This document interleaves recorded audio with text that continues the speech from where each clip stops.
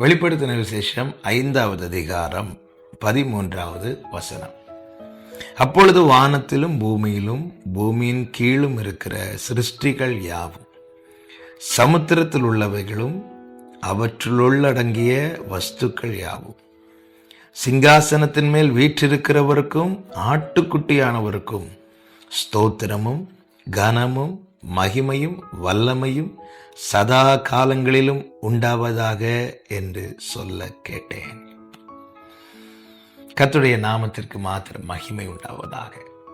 ஆட்டுக்குட்டியானவரே ஆராதனைக்குரியவர். யார் ஆட்டுக்குட்டியானவர்? யோவான் சுவிசேஷம் 1வது அதிகாரத்திலே ஆண்டவராகிய இயேசு கிறிஸ்துவை பார்த்து யோவான் ஸ்நானகன் கை காண்பித்து சொன்னான், இதோ உலகத்தின் பாவத்தை சுமந்து தீர்க்கிற